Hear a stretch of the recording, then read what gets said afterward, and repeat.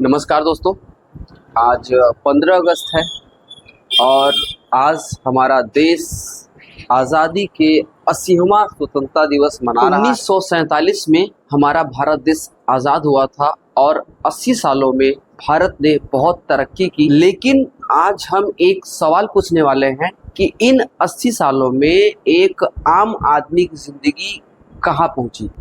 क्या आम आदमी की ज़िंदगी पहले से आसान हुई है? क्या उसके बच्चों के लिए रोजगार के अवसर बढ़े हैं? क्या महंगाई, शिक्षा, इलाज, घर जैसी समस्याओं से उसको राहत मिली है? आज इस वीडियो में हम इन्हीं सवालों पे बात करेंगे कि 80 साल की आज़ादी के बाद आम आदमी की ज़िंदगी में कितना बदलाव आया है। तो सबसे पहले बात करते हैं महंगाई की। आज महंगाई इतनी चरम पे है कि एक इंसान आज अपनी 8 घंटे की नौकरी करने के बाद, 12 घंटे की नौकरी करने के बाद जितना पैसा कमाता है वो उतने पैसे में सही तरीके से अपने परिवार का पालन पोषण नहीं कर पा रहा है। आज वो सही तरीके से अपने बच्चों का पेट नहीं भर पा रहा है। आज वो सही तरीके से अपने बच्चों को रोटी नहीं खिला पा रहा है, सही तरीके से अपने बच्चों का खाना नहीं खिला पा रहा है। आज वो सही तरीके से सब्जी नहीं खिला पा रहा है। आज सब्जी, रूम का किराया, बिजली का बिल इतना ज़्यादा हो चुका है कि एक इंसान उसी को पूरा करने में उसका सारा सिमट जा रहा है, जिसके कारण एक इंसान अपने परिवार को सही तरीके से मैनेज वो नहीं कर पा रहा है। तो मेरा एक सवाल है कि अगर महंगाई लगातार बढ़ रही है और आमदनी सीमित है, आमदनी उस स्पीड से नहीं बढ़ रही है, तो एक आम इंसान कैसे अपने फ्यूचर के लिए कुछ पैसे बचा सकता है? और अब हम बात करते हैं रोजगार के ऊपर कि एक युवा पढ़ाई करता है, उसके माता पिता जैसे तैसे करके उस बच्चे को पढ़ाते हैं। 4 साल, 5 साल, 10 साल एक लड़का तैयारी करता है और तैयारी करने के बाद जब वो नौकरी की तलाश करता है, जब वो सरकारी नौकरी का फॉर्म अप्लाई करता है और सरकारी नौकरी की सीट इतनी लिमिट है, इतनी उसकी सीमित संख्या है कि इतनी ज़्यादा लोग फॉर्म अप्लाई करते हैं कि वह व्यक्ति, उसका सपना सरकारी नौकरी का पूरा नहीं हो पाता है। चपरासी की नौकरी के लिए, सफाई कर्मी की नौकरी के लिए ग्रेजुएट, पीएचडी होल्डर उतनी क्वालिफिकेशन उसके लिए रिक्वायरमेंट नहीं है, फिर भी बेरोज़गारी इतनी ज़्यादा है कि लोग उसके लिए फॉर्म अप्लाई करते हैं। ग्रेजुएटेड लोग जो ग्रेजुएशन किए हैं, जो बहुत ज़्यादा क्वालिफाइड है, ऐसे भी लोग नौकरी की लाइन में लगे होते हैं, फिर भी उनको नौकरी नहीं मिलती।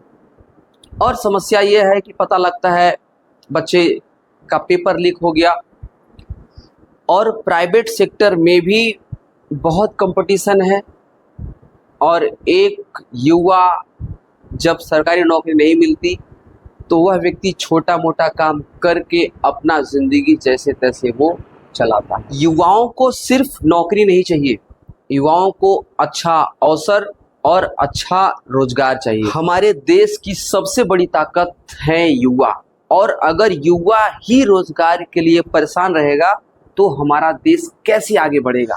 क्या एक सामान्य मेहनत करने वाला इंसान अपने जीवन में इज्जत से क्या एक अपने सपनों का वो घर बना सकता है? अब बात करते हैं एजुकेशन पे, शिक्षा पे। आज शिक्षा, अच्छी शिक्षा इतनी महंगी हो गई है कि एक गरीब इंसान, एक गरीब माँ बाप अपने बच्चों को एक अच्छी शिक्षा नहीं दिला पाते। आज सरकारी स्कूल की कंडीशन क्या है आप सब जानते हैं, और हर इंसान चाहता है कि हमारे बच्चे एक अच्छे से प्राइवेट स्कूल में पढ़ें, और प्राइवेट स्कूल की फ़ीस इतनी ज़्यादा होती है। अगर एक अच्छी स्कूल है, अगर LKG का बच्चा है तो वहाँ पे फ़ीस जो लगभग होती है कम से कम नहीं तो 1000 से 2000, 5000 उसकी मंथली फ़ीस होती है। सालाना लगभग 50 से 60 हज़ार रुपये या लगभग लाख रुपए तक खर्चा हो जाता है एक अच्छी स्कूल में की हम बात कर रहे हैं।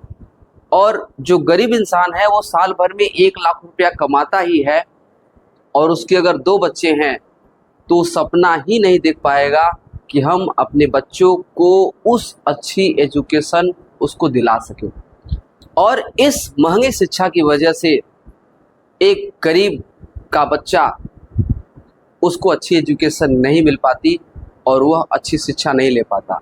सरकारी स्कूल में वो पढ़ाई नहीं होती, सरकारी स्कूल में वह एजुकेशन नहीं मिलती, और सरकारी स्कूल में सस्ती तो पढ़ाई है लेकिन वहाँ पढ़ाई नहीं होती, वहाँ की व्यवस्थाएं अच्छी नहीं हैं। इस वजह से वहाँ वह बच्चा पढ़ नहीं पाता और अपनी लाइफ में वो आगे नहीं बढ़ पाता। और इंटर के बाद अगर एक माँ बाप चाहते हैं कि हम अपने बच्चों को डॉक्टर बनाएं, इंजीनियर बनाएं, उसको एक सफल इंसान बनाएं, तो उसके लिए, डॉक्टर के लिए, इंजीनियर के लिए लाखों करोड़ों रुपए खर्च होते हैं।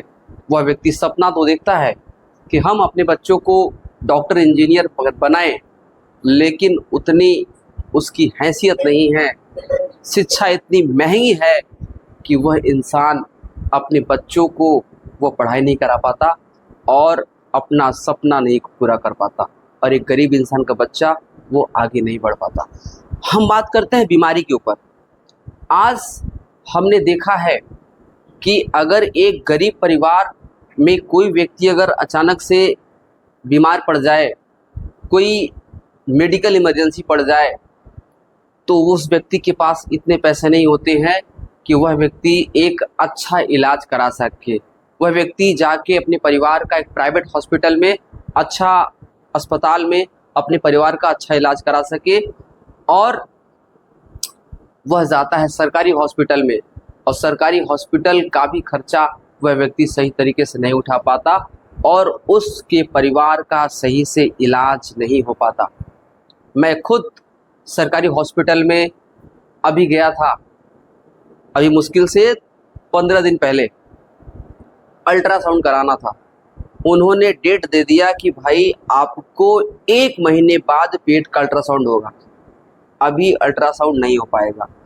अब अगर मरीज सीरियस है और उसको रिपोर्ट मिलेगी अल्ट्रासाउंड होगा 1 महीना बाद, तब तक पता लगा वो मरीज इस दुनिया में नहीं है, और उस व्यक्ति के पास इतना पैसा नहीं है कि वो अपना प्राइवेट हॉस्पिटल में जाके जांच करा सके, क्योंकि प्राइवेट हॉस्पिटल में जाएगा तो उसके जांच का ही 1000, 2000, 5000 रुपये उसका जांच का चला जाएगा, और उसके पास उतनी इनकम नहीं है कि प्राइवेट हॉस्पिटल में जाए और तुरंत अपना जांच कराए और अपना इलाज कराए।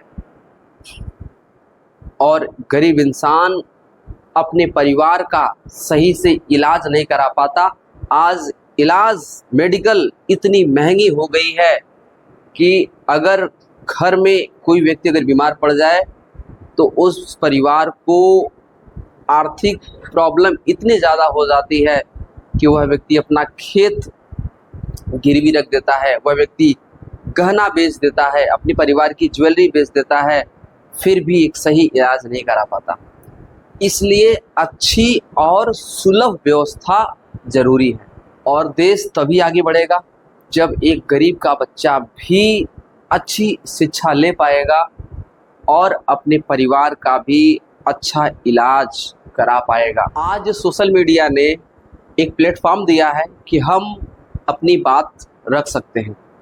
हर आदमी अपनी बात सोशल मीडिया के माध्यम से रख सकता है। लोकतंत्र में सरकार से सवाल पूछना आम आदमी का अधिकार होना चाहिए, लेकिन लोगों के मन में यह सवाल रहता है कि सरकार या किसी बड़े ताकतवर आदमी की आलोचना करने पर उसके ऊपर कानूनी कार्रवाई हो सकती है। सरकार को आलोचना सुनने की क्षमता रखनी चाहिए। लोकतंत्र में सरकार से सवाल पूछने वाला व्यक्ति देश का दुश्मन नहीं होता है। सवाल यह है कि हमारी आलोचना तथ्य और जिम्मेदारी के साथ हो, और सरकार भी आलोचना को लोकतंत्र का हिस्सा समझे।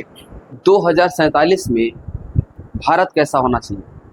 आज 100 साल बाद भारत 2047 में 100वां वर्षगांठ मनाएगा। हम ऐसा भारत चाहते हैं जहां पे युवा रोजगार के लिए परेशान ना हो, गरीब बच्चों को अच्छी शिक्षा मिले, इलाज के लिए कोई परिवार बर्बाद ना हो, छोटा व्यापारी आगे बढ़े और किसान, मजदूर और मध्यम वर्ग सम्मान से अपना जीवन जी सके। और सबसे महत्वपूर्ण बात, हर आदमी को अपनी बात रखने का और सरकार से सवाल पूछने का लोकतांत्रिक अधिकार होना चाहिए। 2047 तक भारत दुनिया का सबसे बड़ी अर्थव्यवस्था बने या देश बने, जहां आम आदमी कह सके कि हाँ, मेरी जिंदगी भी बेहतर हुई।